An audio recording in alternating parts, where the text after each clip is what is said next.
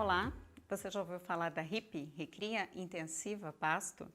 Essa técnica de suplementação é cada vez mais usada nas fazendas brasileiras de gado de corte porque tem um potencial transformador. Não apenas acelera o ciclo produtivo, mas permite também aumentar a lotação e, por tabela, a lucratividade do pecuarista. Desde o início do ano, a DBO vem conduzindo um projeto editorial sobre a RIP em parceria com a Grosseries, tanto na sua edição impressa quanto no portal DBO. Para falar sobre o tema, a editora Maristela Franco recebeu em nosso estúdio o gestor técnico da Grosseries, Matheus Moretti. Acompanhe a entrevista. A gente está fazendo aí um trabalho muito legal, né, sobre a RIP na revista e aqui também no digital. Eu já gostaria de fazer a primeira pergunta para você, né?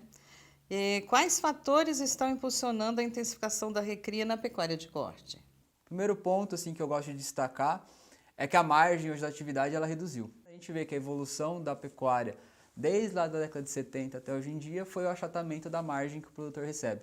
Quando ele vende uma arroba, ele recebe menos por isso. E a forma de voltar a ter esse lucro por hectare que tinha lá no passado é produzir mais, né? Toda atividade onde a margem ela reduz, para manter o quanto a gente tem de dinheiro daquela atividade, a gente tem que aumentar a produção. Então, intensificar a recria é uma forma de aumentar a produção para voltar a ter uma atividade saudável, assim como no passado. Um outro ponto que eu gosto bastante de citar, o Brasil está se tornando um país exportador de carne. A gente comemorou aí a abertura do mercado China, e o que eles pedem para a gente é um animal jovem, um animal que tem que ser abatido até os 30 meses de idade. Basicamente, para conseguir fazer esse animal, a gente vai ter que mexer na recria. Eu não consigo reduzir a idade de desmama, eu não consigo diminuir tempo de engorda. O grande gargalo do Brasil é o animal que perde peso na seca, ele compensa essa perda de peso nas águas e a gente vai produzindo esse animal, mas ainda a gente produz um animal que ele demora muito tempo para ser abatido. A média do Brasil ainda abate um animal tardio. Tanto que a gente vê hoje já tendo um diferencial que a turma tem pago para o boi China, o famoso boi China aí, que é esse animal jovem. Então, intensificar a recria também é um dos motivos que vai permitir chegar nesse animal e a gente vai ver cada vez mais esse diferencial aparecer. E um último ponto que eu gosto de destacar é assim, a fazenda tem os custos, né, Maristela? A gente tem os custos fixos da fazenda, então o animal tem que ganhar todo dia peso dentro da fazenda. Hoje a gente tem o ágio da reposição, a gente está vivendo aí quanto que está custando repor um bezerro na fazenda. A gente tem o custo do pasto que está lá também, então o animal tem que ganhar peso todo dia na fazenda para se pagar, para pagar esse custeio dele na fazenda. E quando a gente fala assim, intensificar a recria se a gente parar para pensar, tem muita fazenda no Brasil ainda que o animal perde peso na seca, que o animal não aproveita todo o seu potencial nas águas. Então quando a gente fala em intensificação fazer ganho de peso que permita o animal pagar a conta dele na fazenda e ainda deixar lucro para o produtor. Então intensificar melhorar estratégias de manejo, buscar estratégias corretas de suplementação e nutrição desse animal, visando sempre o aumento de produtividade. Não só por animal, mas também por área e no tempo. Você falou em encurtar justamente essa recria, para produzir esse animal mais precoce. Que outras vantagens você vê em termos de produção mesmo na fazenda? O que você vê de mudança na fazenda quando o produtor utiliza essa tecnologia? A gente tem falado muito hoje da RIP, da Recria Intensiva a Pasto, que é tratar do animal com ração, visando alguns objetivos. Para a gente fazer um paralelo aqui, vocês já trataram bastante do assunto do boi 777 aqui dentro do portal de vocês, na revista, e é um termo amplamente discutido no Brasil, acho que todo pecuarista conhece o famoso boi 777. O boi 777 ele traz a produção do ponto de vista do animal, produzir 7 arrobas na cria, 7 na recria e 7 na engorda. Tudo isso acontecendo em até 24 meses para produzir um animal de 21 arrobas. Bom, o que a gente se perguntou muito, assim, a gente viu um movimento de intensificação acontecendo na fase de engorda, que acabou gerando um dreno, ele precisava de chegar com animais mais rápido para essa engorda, ele precisava acelerar essa recria para abastecer essa engorda. E a gente tem uma demanda em aumentar a produção de arrobas por hectare. Então, dentro desse conceito, a gente falou assim, como eu acelero esse processo? Então, a gente passou a não só enxergar a unidade animal produtiva, mas o hectare como uma unidade produtiva. Então, a gente buscou o aumento de lotação e acelerar o ganho de peso. E a gente achou na ração a forma de fazer isso. Então hoje a gente trabalha explorando altas lotações na recria, tanto na seca quanto nas águas, utilizando da ração para manter taxas de ganho de peso maior. A gente tem conseguido em algumas propriedades trazer essa recria, que era já dentro do conceito do boi 777 de 12, 14 meses, para uma recria de 8 a 9 meses. Né? Que eu consigo acelerar a recria ao mesmo tempo que eu produzo mais arrobas por hectare e eu consigo abastecer meu sistema de engorda. Né? Muito a gente viu acontecer, muita fazenda adotou a TIP, né? Que acelerou o processo de engorda e gerou esse dreno. Então a gente tem agora a RIP para complementar o sistema de produção e fazer com que esse fluxo dentro da fazenda aconteça de forma mais rápida. Né? Eu tenho um fluxo contínuo de animais dentro da fazenda. Então o impacto é muito grande em termos de produtividade, principalmente quando você junta as duas coisas. Exato, porque eu consigo manter uma lotação e uma produção de arrobas legal na recria, né? E soma a TIP, que a gente já sabe que é uma baita de uma estratégia que permite trabalhar com lotação e produção de arrobas por hectare. Então as duas coisas conversam muito bem. Quais as condições necessárias para você implantar na fazenda essa tecnologia? Isso é um ponto muito importante, Maristela, porque o produtor, assim, às vezes a gente põe no papel e do papel para o campo é meio longe o caminho. A gente tem que ter um planejamento muito bem feito, mas uma execução muito bem feita, né? E às vezes os detalhes fazem a diferença, né, nesse caso. Então, assim, o produtor tem que pensar que para trabalhar com ração, ele vai ter que ajustar a fazenda do ponto de vista de ter coxo, né? Se for trabalhar nas águas, esse coxo tem que ser coberto, porque senão a ração vai molhar e vai estragar. Ah, mas cobrir coxo é caro. Caro quanto? Né? A gente falou muito, até nas matérias aí que a gente tem produzido, faz conta, né? Quanto que é cobrir coxo, qual que é a produção que eu preciso ter para pagar esse coxo. Então, é parar de achar e pôr no papel, medir, fazer conta para ver o quanto que é caro ou não é caro. Né? Às vezes é um investimento que eu faço que ele vai se pagar muito rápido. Um outro ponto, assim, por mais que eu vou trabalhar com ração, a gente vai falar depois da quantidade de ração que a gente tem trabalhado, mas o pasto ainda é importante. Eu preciso ter um planejamento forrageiro dentro da fazenda, eu preciso ter pasto para tratar desses animais, e eu preciso pensar nesse pasto ao longo do tempo, né? A gente vai trabalhar com uma lotação mais alta, vai ter mais consumo de pasto, tudo bem, mas eu preciso pensar que esse pasto tem que me fornecer para os animais de hoje e vai ter que me ter perenidade para os ciclos seguintes que eu vou ter de recria. Então eu tenho que planejar isso dentro da estrutura da fazenda, entrando com ciclos de recria intensiva e ciclos de momentos de diferimento, momentos de uma adubação estratégica, para ter essa perenidade do pastejo também. Então eu preciso ter pasto, porque ele é metade do que o animal consome. Se esse pasto for de baixa qualidade, o resultado não vai ser bom. Né? Uma comparação até que o Gustavo ele fala muito na TIP, e ele traz essa analogia, a gente pode usar para recria também. Se eu estou lá no confinamento e meu volumoso é silagem de milho, eu consigo trabalhar com uma relação volumoso concentrado mais folgada. Eu consigo ter mais volumoso na minha dieta e o resultado ser bom. Se o meu pasto for um bagaço de cana, eu não consigo manter a mesma relação que eu tinha silagem de milho concentrado. Eu vou ter que abaixar a inclusão de volumoso e compensar isso no concentrado. É a mesma coisa do pasto. Então, assim, o pasto ele é metade do que o animal está comendo. Se ele for muito ruim, o resultado não tem como ser bom. Então a gente tem que cuidar do pasto para conseguir chegar num ganho de peso bom. Em relação ao nível de suplementação, qual que é o nível que vocês estão propondo? Hoje a gente tem trabalhado com uma suplementação que ela varia de 0,5% a 1% do peso vivo.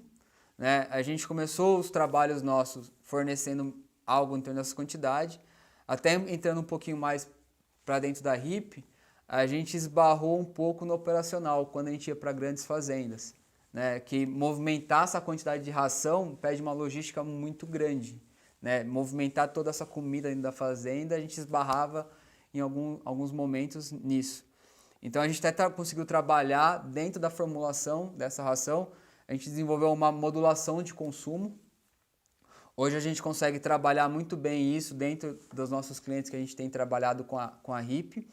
Então essa ração ela é fornecida para o animal junto com essa modulação, que numa combinação da modulação mais a pressão de pastejo que a gente está imprimindo na área, quantos animais eu ponho por hectare, a gente tem variado essa faixa de consumo de 0,5% a 1%. Em condições, por exemplo, na seca, que o meu pasto é de pior qualidade, é um pasto mais fraco, essa modulação ela aproxima o consumo para perto de 1%.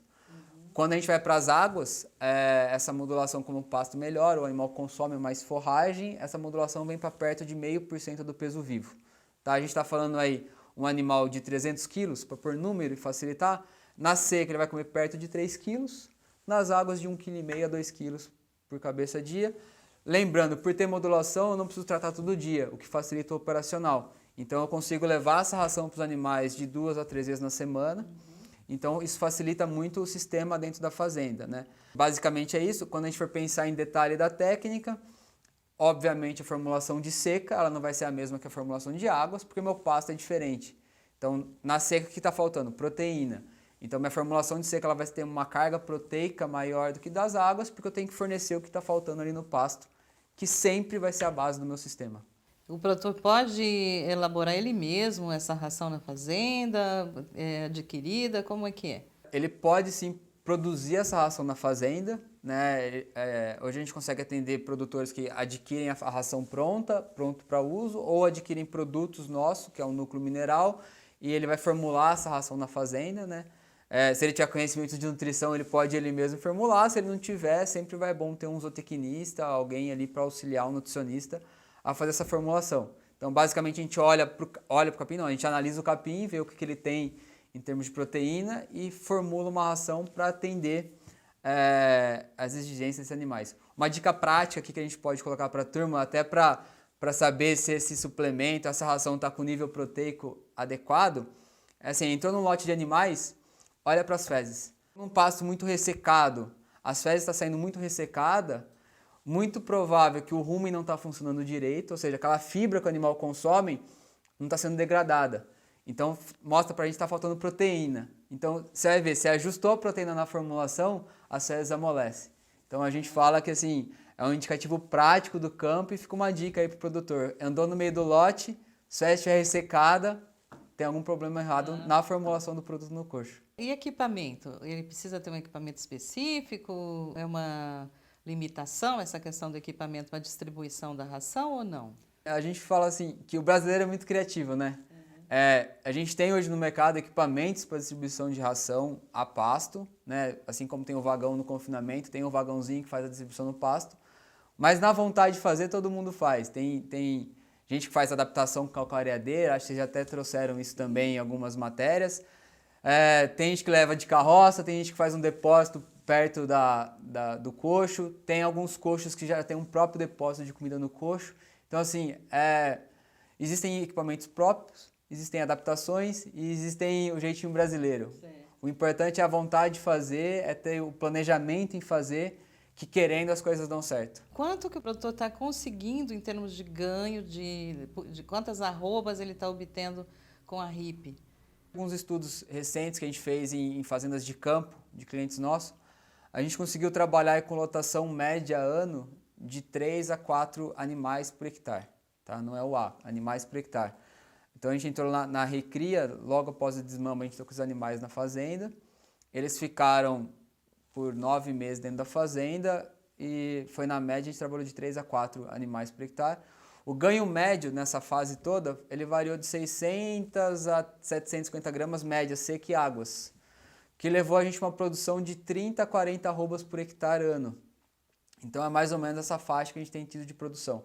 A gente tem alguns casos de clientes nossos que no período das águas chegou ganho de peso de 1 kg, 1,1 kg, tá? Com essas lotações mais altas, o que leva muito à produção de arrobas no período das águas. Mas a gente tem que lembrar que a seca o ganho de peso é um pouco mais baixo, né? Vai ficar entre 600 e 700 gramas, lembrando que o ganho de peso na seca, ele pode às vezes ser comparado com algumas suplementações de menor consumo.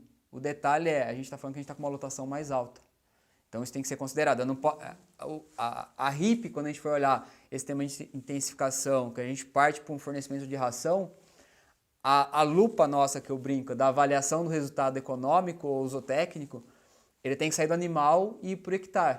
Né? Não adianta a gente querer avaliar quanto meu animal ganha de peso. Não, é quanto eu produzi por hectare. Né? E no tempo. Porque a gente está falando que a gente produz mais arrobas por hectare em menor tempo. Então, se eu não considerar isso no meu sistema de produção, eu posso falar, poxa, ficou mais caro. Mas quando a gente olha, tá bom, eu gastei mais por arroba, mas quando eu produzi muito mais arrobas em menor tempo, o meu lucro é maior. Então, é um cuidado muito sério que a gente tem que trazer na hora de avaliar o resultado zootécnico e econômico. É viável fazer RIP em fêmeas, Matheus? É sim, Marcela. Recentemente a gente até fez um trabalho bacana lá com o Gustavo e o Flávio na APTA, que a gente queria desafiar as novilhas a emprenhar aos 14 meses. Né? Então a gente trabalhou, a gente já tinha alguma experiência com o macho, e a gente veio então nesse trabalho desafiando essas novilhas esmamadas aí no meio do ano a emprenharem na estação de monta seguinte. Né? E assim como os machos, elas apresentaram bons resultados de ganho de peso, e a gente conseguiu resultados interessantes em termos de prenhez dessas novilhas na estação de monta quando elas foram desafiadas aos 14 meses. Tudo é uma questão de ajuste de sistema, né? Acho que não tem milagre, a gente tem que ter pasto, a gente tem que ter uma boa formulação e a gente consegue sim tratar isso. No âmbito de fêmea, hoje a gente pode destacar assim, muito lá atrás se falava, mas vale a pena ou não fazer essa fêmea precoce de 14 meses, né? Hoje em dia, o que a gente tem feito? A gente tem desafiado ela aos 14 meses. Se emprenhar, ótimo, né? Se não emprenhar, esse animal está quase pronto para ser pôr um abate. E é uma novilha hoje que é uma mercadoria muito nobre para os frigoríficos. Ela tem conseguido, em alguns casos, aí, valor de macho ou até macho, mais bonificação. Então, fazer essa RIP em sistemas de fêmeas, para desafiá-las aos 14 meses, ela está sendo meio que subsidiado. Esse ganho de peso que esse animal apresenta, ele paga a conta. Se tiver o bezerro, ótimo. Se não tiver o bezerro, o animal ganhou peso, pagou a conta e ele pode ir para um mercado de carne especial, que é o que tem sido trabalhado hoje no mercado. Então, é uma baita de uma estratégia para desafiar. Óbvio que as fazendas de cria, eles têm que ter alguns pré-requisitos para pensar na fêmea de 14 meses. Né? Não adianta eu não ter os índices da reprodução das vacas, das primíparas convencionais bem dominados, e querer partir para uma fêmea de 14 meses. Então, assim, a fazenda tem que estar preparada para partir para isso, né?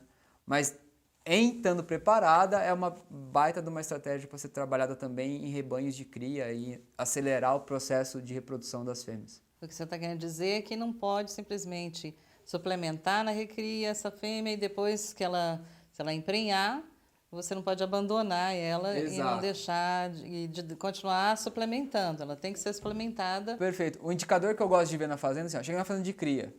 Matheus, eu quero fazer a novilha de 14 meses. Primeira pergunta que eu faço é, como está o índice da sua primípara da novilha que emprenhou aos 24? Se esse índice for bom, eu sei que ele emprenha aos 24 e ele cuida dessa primípara, que é a categoria desafio da fazenda, ele cuida bem dela e ela reemprenha. Quando eu trago ela de 24 para 14 meses, eu vou aumentar ainda mais o desafio da minha primípara. Porque ela vai ser uma novilha de 24. Ela está crescendo, a exigência dela é muito alta. Então, assim, eu gosto muito de olhar o índice da primípara convencional. Se ele for um índice bom, eu falo, não, estamos preparados, podemos partir para uma intensificação. Então, são degraus, né, Maristela? Quando a gente fala assim, hoje o produtor faz só um sal-ureia na seca. Posso fazer RIP? Pode, só que o desafio dele é muito maior. Primeiro tem que aprender a trabalhar com suplementações de menor consumo e ir galgando uma suplementação nesse nível que a gente está conversando. Até o caixa da fazenda tem que ser planejado. Né? A gente está falando de sair de um custo de 20 centavos cabeça dia para um custo de 1,50 cabeça dia. Né? Num rebanho de 1.000 animais, olha o desembolso da fazenda por dia como muda. Então tem que ser planejado, tem que ter um fluxo de caixa para isso acontecer, tem que ter um planejamento não só operacional, mas um planejamento financeiro numa fazenda quando a gente pensa em intensificação. Não é simples assim, falar vou fazer e sair tratando os animais. Né? A gente tem várias alternativas de intensificação da recria, né? Uma delas é justamente a RIP, a outra é o sequestra mais comum que o pessoal já está usando, né? Que é colocar um animal num piquete ou colocar no confinamento mesmo e fazer essa espécie de recria confinada. Né? Você vê os dois sistemas com resultados semelhantes, um dá melhor resultado que o outro, como é? Tudo dá para ser feito, é uma questão de ajuste. O produtor optar pela TIP, pelo confinamento, é uma questão do que serve melhor para a realidade dele. Né? Não tem uma melhor, as duas são boas, a questão é ajuste. Eu enxergo a RIP e o confinamento de recria da mesma forma. Então, não vou falar assim, recria no coxo é melhor do que recria a pasto com a RIP. Ambas são boas. A decisão do produtor é onde ele quer colocar o coxo. Né? O que eu tenho para assim, Beleza, eu vou intensificar a recria, vai. Eu vou ter que ir para o coxo. Onde eu quero colocar o coxo? No confinamento ou no pasto? Né? O que a gente tem que quebrar é o paradigma que, se eu vou lá para o confinamento, eu aceito dar 2 kg de ração para o animal. Quando eu vou para o pasto, eu quero dar sal mineral. Aí não tem como comparar. Né? Então, assim, é uma questão de... A intensificação da recria, a intensificação da engorda, mora no coxo. Onde eu vou colocar ele, eu decido. Sim. Né? Colocar o coxo no confinamento vai dar certo? Vai. E colocar no pasto? Se você fizer certo, vai dar certo também. O resultado é semelhante. É semelhante. O que acontece é que os ajustes talvez sejam diferentes. E a gente tem que ter, às vezes, quebrar esse paradigma de, no pasto eu tenho que dar a menor quantidade possível e no confinamento eu dou tudo. Né? O produtor às vezes aceita dar 3, 4 quilos e fala assim, mas só isso de ração no confinamento? E você pede para dar 3 quilos no pasto e fala, não, se eu fazer isso eu fecho no coxo. Então assim, ambos os sistemas são bons e ambos os sistemas têm a sua vantagem e a sua desvantagem. Cabe cada um agora enxergar a sua melhor aptidão e tratar daquela forma. Você está falando que tem que quebrar um paradigma aí, né? Porque as pessoas pensam que se vai para o pasto não pode dar ração num nível mais alto, como se fosse no confinamento. Você acha que ainda tem muito isso no campo? Sim, a gente viveu muito isso quando a gente falava de TIP, né? A gente falava para dar 8, 10 quilos de ração para o animal no pasto, e a turma falava, não, mas é muita coisa para fazer isso, eu vou para o confinamento.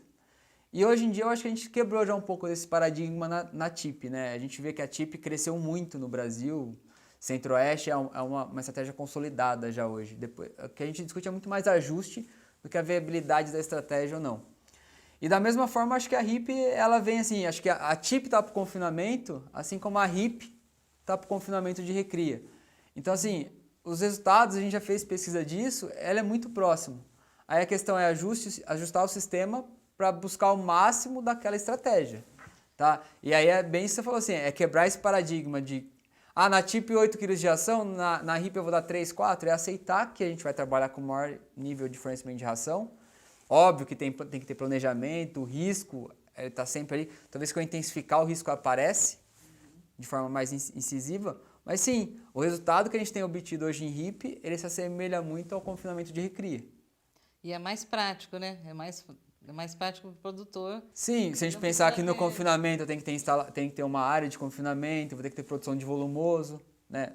Assim, a simplicidade da TIP, ela se replica na simplicidade da RIP. Né? Óbvio que a gente vai esbarrar em alguns pontos. É mais fácil eu cortar uma silagem fornecendo coxo do que ter que manejar pasto. Né? Aí são níveis de habilidades diferentes de produtor. O que eu faço melhor? Né? E acho que daí não tem receita de bolo, que é a beleza, acho, da nossa profissão, né, Maristela? Não tem nada, assim, não tem uma receita única. Às vezes fazendas vizinhas, uma vai fazer recria no coxo, outra vai fazer RIP, e ambas vão ser produtivas, ambas vão se dar bem com as estratégias adotadas.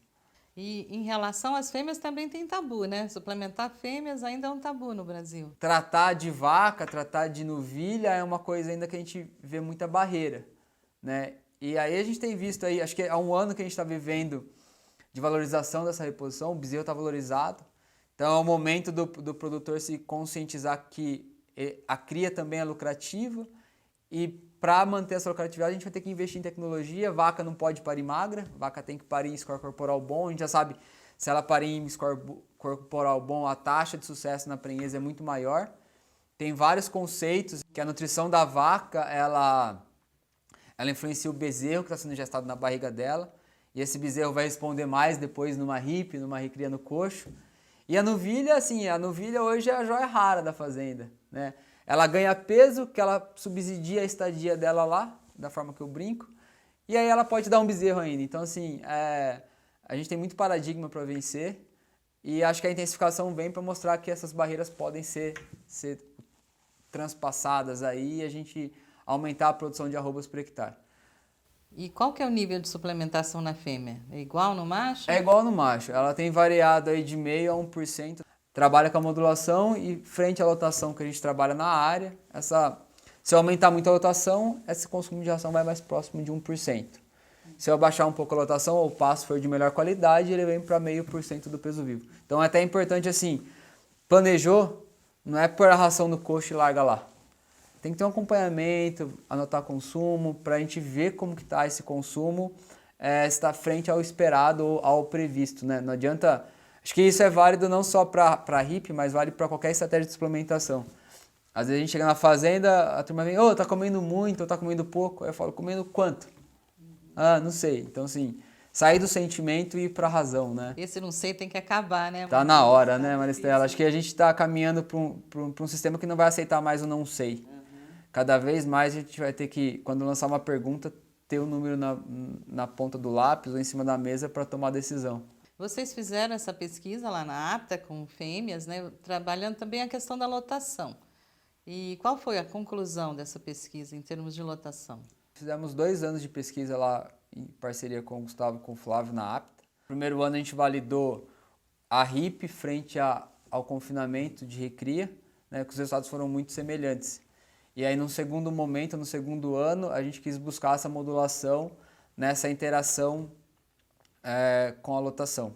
Né, e ela fica bem dentro disso. Se eu aumentar muito minha lotação, eu vou tender a aumentar esse consumo de ração. E aí um dado legal lá de colina que a gente viu eu preciso pensar no sistema como um todo, porque eu vou entrar com os animais lá em junho, eles vão ter que sair em fevereiro, março, daquele programa de reprodução, e eu tenho que cuidar do meu pasto para receber um novo ciclo. Se eu atrasar essa saída, o que vai acontecer? Eu não vou conseguir recuperar aquela massa de pasto que eu preciso para iniciar um novo ciclo, eu vou comprometer meu sistema. Mas isso acontece na TIP também. Se eu for rodar TIP o ano todo, eu preciso pensar nos ciclos e em momentos de reestabelecimento daquela massa. Em relação ao consumo foi aquilo, a gente conseguiu trabalhar bem nessa faixa próxima a 1%, que a gente trabalhou com uma lotação alta, a gente trabalhou em média lá com 4, 5 cabeças por hectare.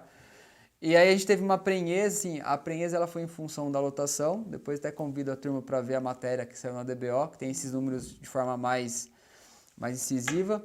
Aí a gente teve a diferenciação na prenhez e produção de prenhezes por hectare, que é também talvez uma outra ótica que a gente possa trazer aí para a mesa. Se fala muito em taxa de prenhez, né? A gente viu quando a gente aumentou a lotação, a gente perdeu um pouquinho em taxa de prenhez do lote, mas a prenhez por hectare aumentou. Ah, Matheus, mas eu tenho que olhar para prenhez de que forma? Depende. Como está a necessidade de reposição na sua fazenda, como está o seu rebanho, está em crescimento, está instável. São várias perguntas que a gente tem que fazer para o produtor para responder. Mas que a gente sabe, a gente consegue manipular hoje a prenhez por lote ou consegue ainda manipular a prenhez por hectare. Tudo é uma questão de onde eu preciso olhar. De novo, não tem regra, né? Eu vou olhar para onde eu preciso e vou buscar a ferramenta que me leve a chegar no caminho que eu preciso chegar. Pasto é fundamental, tanto na RIP quanto na TIP, né? O que você recomenda? Que manejo você recomenda para o pessoal ter massa forrageira para conseguir realmente usar essa tecnologia? Na TIP a gente recomenda a lotação contínua, porque até assim, pensando no hábito de consumo do animal, toda vez que a gente vai para um rotacionado e a gente muda esse animal de pasto, ele tende a diminuir o consumo de ração e aumentar o consumo de pasto no primeiro dia, e isso vai mudando essa relação consumo de pasto, consumo de ração ao longo do tempo de ocupação. Que para um sistema de engorda isso é muito ruim.